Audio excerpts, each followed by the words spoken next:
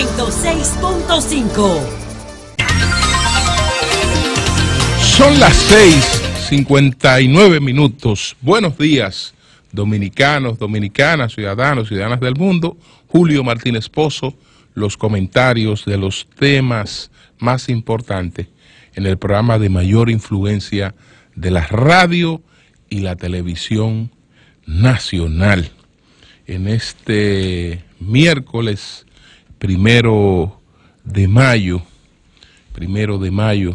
del año 2019, en este Día Internacional de los Trabajadores, buenos días a todo el equipo de El Sol de la Mañana, a toda la audiencia de Sol, buenos días a toda la teleaudiencia de Telefuturo, Canal 23, buenos días a todos y a todas, esperando pues que este 1 de mayo, que ya pues su festejo se adelantó y el feriado se produjo el pasado lunes, nos sirva para reflexionar sobre los cambios que necesitamos para poder tener un mercado laboral mucho más competitivo y un mercado laboral de mejores ingresos para los trabajadores y las trabajadoras, para todos los que viven de un ingreso fijo. Y eso se logra en la medida en que sepamos que los tiempos de la industria, los tiempos de la revolución industrial, los tiempos de la fábrica, pues van quedando un poco atrás. Y lo que el mercado va demandando es distinto, porque si no les agregamos valor, a la mano de obra que ofertamos, ese valor de mercado de esa mano de obra, entonces va a ser insignificante en relación con lo que una gente requiere para su subsistencia y requiere para una vida digna.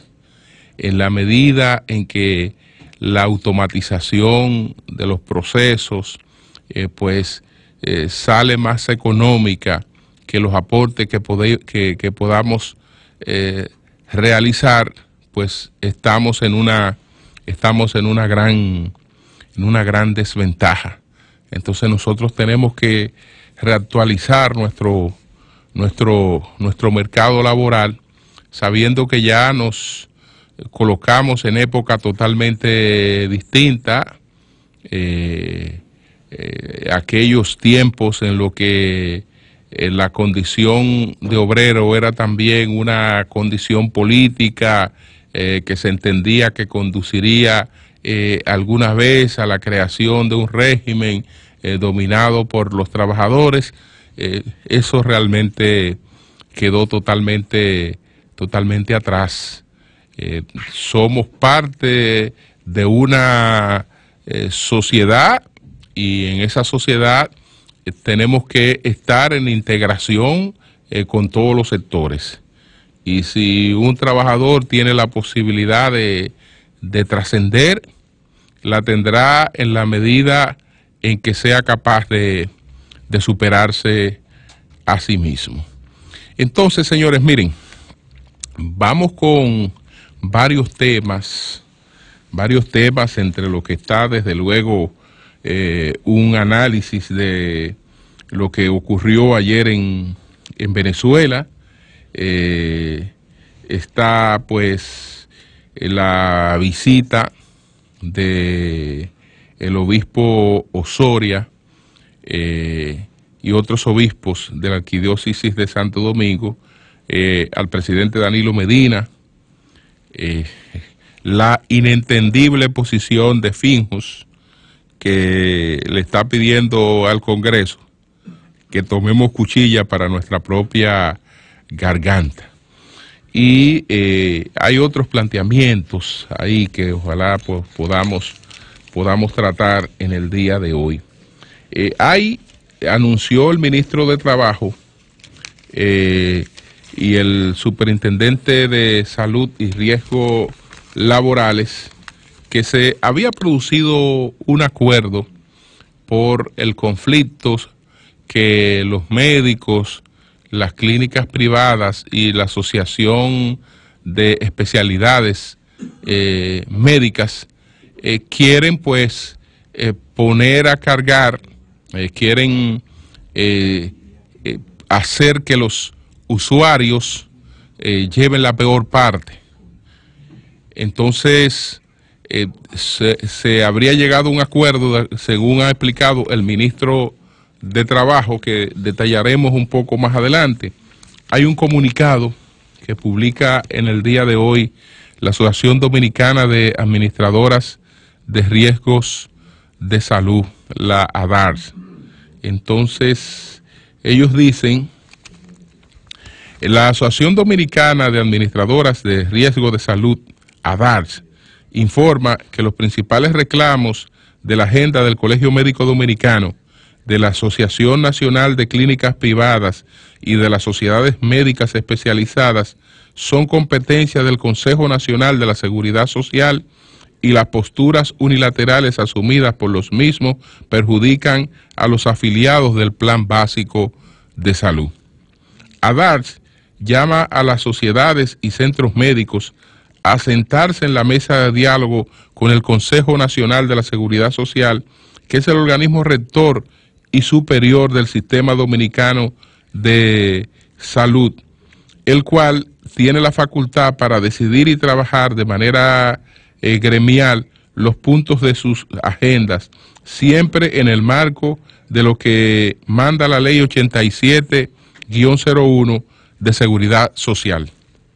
El Colegio Médico Dominicano es miembro del Consejo Nacional de la Seguridad Social, organismo en el cual la ADARS no participan, y es en esa mesa en la cual debe presentar sus reclamos colectivos que dirige el sistema, y en el cual los delegados del gobierno comparten principalía con los delegados de quienes pagan la seguridad social, los patronos y los empleados, que son la columna que sustenta el sistema. Asuntos como el aumento de los honorarios médicos por consulta, los ajustes en el catálogo de servicios y otros temas que por ley están fuera del campo de acción de las ARS, las cuales solo están facultadas para administrar el Plan Básico de Salud que diseña y define el Consejo Nacional de la Seguridad Social, actuando siempre en el marco de la Ley 8701, respetando y cumpliendo sus dictámenes. La trama de afectar a una ARS, miembro de nuestra asociación, que no tiene asuntos pendientes con el Colegio Médico Dominicano ni con Andeclip, así como de perjudicar a los afiliados y pretender reivindicaciones que atenten contra la sostenibilidad financiera de la seguridad social, tiene el rechazo de ADARS, que no está dispuesta a aceptar las presiones de los galenos y centros médicos en detrimento del seguro familiar de salud. Este es un sistema solidario cuyos recursos los aportan empleados y empleadores, y con lo que se recauda se paga a la ARS un cápita o tarifa por cada afiliado y sus dependientes, cuya afiliación es gratuita. Con este pago se ofrecen los servicios a todos los afiliados, según lo aprobado en el Consejo Nacional de la Seguridad Social, en el catálogo de prestaciones, con un límite de 10% de lo recibido para gastos administrativos. ADARS reitera su apertura al diálogo acerca de los conflictos que están en su ámbito de acción y en los que tenga alguna relación, con el objetivo de llegar a consenso en que prime siempre el bienestar y cuidado de los afiliados, así como la sostenibilidad financiera del sistema dominicano de seguridad social, la conquista social más importante de nuestro país. Entonces, sería importante conocer en qué consiste ese acuerdo que se firmaría en el día de hoy, porque de acuerdo con lo que se expone en este comunicado de ADARS, ellos entienden que los temas que están reclamando estos gremios tienen que ser resueltos por el Consejo Nacional de la Seguridad Social. Se ha alegado, los médicos, la ANDECLIP, pero sobre todo los médicos que han alegado, el Colegio Médico Dominicano, que hubo unos acuerdos que se suscribieron en el año 2017 y que esos acuerdos no se cumplieron. Pues esos acuerdos incluyen la actualización del Plan Básico de Salud, pero incluyen el aumento de la cápita en el Consejo Nacional de la Seguridad Social y incluyen la revisión de los honorarios de los profesionales que brindan estos servicios, también la homologación del número de carnet de la colegiatura médica con el usuario de ese servicio o el dispensador de ese servicio en la seguridad social, es decir, que el mismo número que tenga el médico colegiado sea el que use en sus servicios en la seguridad social. Y hay una serie de cosas ahí planteadas. Esta lucha que tiene un elemento totalmente lógico, porque es hasta una ofensa que se pretenda que se está haciendo un pago a un especialista médico cuando se le están pagando 265 pesos. Eso realmente es una cuestión inaceptable totalmente. El asunto es que nosotros vamos creando otro tipo de realidades y entonces esas realidades se sobreponen. La realidad real, valga la redundancia, en nuestro país y en el servicio, es que ese no es el costo. La realidad es que el usuario, además de pagar una seguridad social, no se puede presentar a buscar servicio solamente con el carnet de la seguridad social. Usted tiene que ir con el carnet y con un menudito. Y rogar que el especialista que usted va a ver, pues, acoja, seguro. Porque hay algunos muy buenos y que no toman seguro. Y hay que llevar el dinero de la consulta en efectivo. Pero la mayoría sí toma el seguro, hace creer como que ese es el pago, los 265 que recibe por cada paciente, pero se sabe que ese no es el pago. El pago lo cobra la secretaria antes de entrar a la consulta. El pago lo cobra la secretaria, que es el sobrecosto que tiene que colocar el paciente, el usuario. Fíjense qué alejada está la gente de este reclamo, que en ningún momento estamos hablando de una sincerización o una mejoría en los ingresos de los especialistas, pero entonces eliminando el sobrecosto que tiene el paciente, que eso debería ser, porque si usted paga una seguridad social y su empleador paga una seguridad social, es para que usted disponga de ese servicio. Pero resulta que usted tiene el servicio, pero tiene que llevar lo que le va a cobrar el especialista aparte de lo que él le va a cobrar al seguro, al prestador, a la ARS. Entonces, esa es una situación, pero fíjense que esa otra realidad, esa realidad subterránea que todo el mundo conoce, no aparece por parte en estos reclamos, y eso es lo que implica a la mayoría de los usuarios. Entonces, evidentemente que esto ha tenido un rechazo amplio, no solo de los perjudicados, sino de toda la sociedad.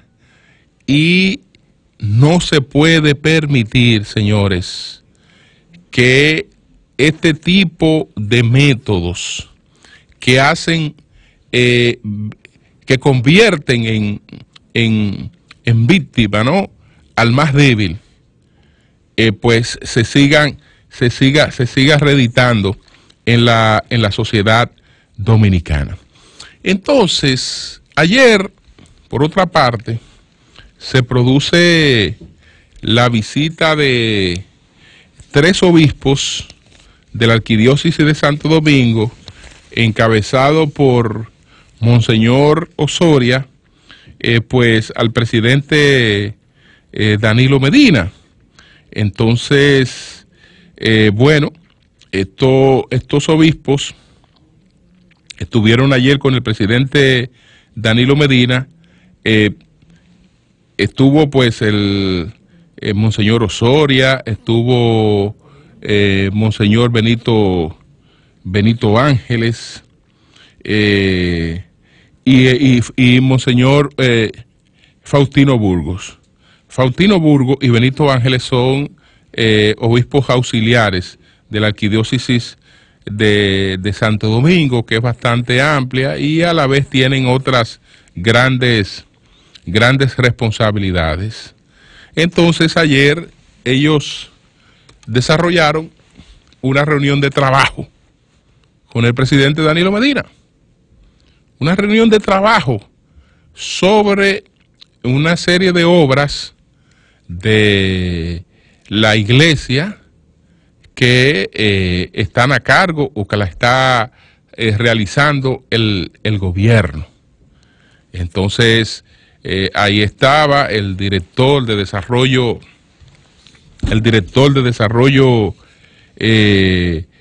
provincial, Francisco del Valle, el director de la OISOE, Francisco Pagán, acompañando al presidente Danilo Medina, y el obispo Osoria, que fue acompañado de los 2 obispos auxiliares de la Arquidiócesis de Santo Domingo. Entonces, bueno, hay varias obras, pero la más importante es la de el Santo Cristo de los Milagros de Vallaguana, que es una obra que se viene ejecutando desde hace tiempo. Tengo entendido que ya la parte de ingeniería, la obra gris, prácticamente está concluida. Entonces, ya viene otra etapa de este gran templo, ¿no?, para la devoción católica, que es un viejo compromiso con su excelencia reverendísima Nicolás de Jesús López Rodríguez, y que le ha dado un gran seguimiento el senador de la provincia de Monteplata, Charlie Mariotti. Esta obra es uno de los temas pendientes, aunque no ha habido, aunque tengo entendido que no ha habido pues retrasos significativos por parte del gobierno. Y hay ya otras obras que no tienen esta dimensión, pero también son importantes. Por eso, repito, esto era sobre todo una reunión de trabajo. ¿Cómo está esto? ¿Cómo está aquello? ¿A qué nivel estamos? Llámame a Perencejo. Vamos a ver. Y ellos pasaron balance a los compromisos pendientes en materia de infraestructura del gobierno con la iglesia, en un encuentro muy cordial, muy cordial. Monseñor Osoria después fue perseguido por los periodistas en otra actividad, que no sé, por las carpas que veía, si se trataba de la Feria del Libro o lo que fuere. Bueno, le está cerca de su residencia, la feria. Entonces, él decía que el pleito entre el gobierno y la iglesia es un pleito creado por los medios de comunicación, que las relaciones entre la iglesia y el gobierno son excelentes, son cordiales, que los medios son los que han querido crear pues esa sensación de que hay enfrentamiento. Bueno, yo no diría que el enfrentamiento lo han creado los medios. Sí he dicho responsablemente que los medios le han dado una dimensión que los medios saben que no tiene lo que se ha producido hasta ahora. Porque los medios saben distinguir muy bien entre pronunciamientos de sacerdotes y de obispos, que eso es una cosa. Pronunciamientos de sacerdotes y de obispos es una cosa, a pronunciamiento de una institución que se llama la Iglesia Católica, que eso es otra cosa. Entonces, presentar pronunciamientos de obispos y de sacerdotes como un pronunciamiento institucional de la iglesia es manipulación. Lo mismo que ocurrió cuando se presenta una declaración que refleja una opinión del presidente saliente del CODUE, que admitió en el Sol de la Mañana que ni siquiera con los directivos del CODUE consultó eso, porque no tenía por qué hacerlo, porque él tenía la facultad para hablar en nombre de esa institución, se presente como una posición del pueblo evangélico, de toda la comunidad evangélica, cuando uno sabe que es una comunidad sumamente dispersa, que tiene varias entidades de representación, que ni siquiera una, aunque estuviera hablando de manera completa, puede estarlo haciendo en nombre de todo el pueblo evangélico, y menos aún una persona, Entonces eso es otra cosa, pero no, los medios no crearon las declaraciones de esos sacerdotes o de el obispo Masalle, que tiene sus motivos particulares para estar irritado. Uno de esos motivos es que difícilmente Masalle tenga oportunidad de estar en una reunión como esta de ayer. Entonces, realmente ese es uno de sus motivos de personalizar incluso las diferencias con el presidente Danilo Medina, por otros factores que dependen de su propia conducta, ¿no? Y de su desesperación, que fue lo que lo llevó a donde está, su desesperación por querer sustituir a López Rodríguez antes de que López Rodríguez quisiera que lo sustituyeran. Entonces, ese es uno de los motivos de irritación. Entonces, ¿cómo se ve? No es que las relaciones sean buenas, ni sean malas, ni que haya una posición, no. Son relaciones normales. Y como decía Rosario Espinal, en el momento más álgido de esta discusión, ese era un tema que podía cambiar en cualquier momento, porque hay una gran dependencia de lo que son objetivos importantes de la Iglesia y el Estado Dominicano. Y el Estado Dominicano, fíjense que se van a discutir estas cosas como si se tratara de un programa de obras públicas, y son obras para la Iglesia Católica, que es una representación importantísima de la sociedad dominicana. Entonces, el caso de Venezuela. Bueno, señores, ¿qué pasó? ¿Qué pasó en Venezuela? Bueno, los que quieran celebrar pueden hacerlo, porque ayer en Venezuela fracasó pues el intento de una solución pacífica a la crisis que vive ese país, y una solución pactada con distintos sectores, entre ellos con gente importante del gobierno chavista. De lo que se trataba era de producir en el día de ayer la salida del presidente Maduro, su salida intacto, sin un pellizco, pues hacia Cuba, y crear un gobierno provisional que integre a gente del actual gobierno y de la oposición, en un programa dirigido a producir lo más pronto posible unas nuevas elecciones en Venezuela. Yo no sé a quién perjudicaría eso. Eso no perjudicaría absolutamente a nadie, sino que sería la solución más apropiada al conflicto de Venezuela, una solución pacífica.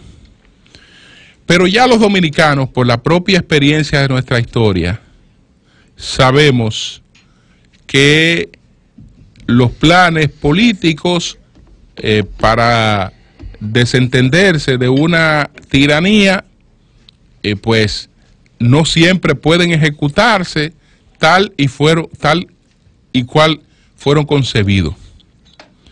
Pero también sabemos que cuando le ha llegado el final a una tiranía, le ha llegado el final por más victoria que esa tiranía proclame. Por más victoria que esa tiranía proclame. Este país vivió la peor de las frustraciones en junio de 1959, cuando fracasó la expedición de Constanza, Maimón y Esterobondo. Estamos hablando de junio de 1959, cuando ya se esperaba que un acontecimiento como ese pusiera fin a la tiranía trujillista, y que la sola presencia de esa expedición iba a levantar el pueblo dominicano contra el trujillato. ¿Y qué pasó? Que en la forma en la que esa expedición fue controlada y aplastada, aparentemente quedó la sensación de un régimen totalmente fortalecido, de un régimen invencible. Esa fue la sensación que quedó. Pero ya ese régimen invencible le había tocado llegar al fin. Después de junio de 1959, se produjo un acontecimiento estremecedor. Uno de esos acontecimientos que por sí solo provoca el derrocamiento de un gobierno, que fue el del 25 de noviembre de 1960, el asesinato de las hermanas Mirabal. Y cómo impactó ese acontecimiento, un acontecimiento estremecedor. Y después, entonces, de ese acontecimiento, independientemente de todo lo que ese acontecimiento generó, parecía que había una dictadura más fortalecida que nunca. Eso parecía más fortalecida que nunca. Entonces, después vino el plan que se ejecutó el 30 de mayo. El plan que se ejecutó el 30 de mayo de 1961, que tenía una parte de hechos, ¿no? de ejecución del hecho del ajusticiamiento, y tenía otra parte política. Bueno, se cumplió con el ajusticiamiento de Trujillo, pero sin embargo el plan político fracasó. ¿Y por qué fracasó ese plan político? Si en ese plan político estaba como estaba evidentemente en este plan en Venezuela el ministro de Defensa.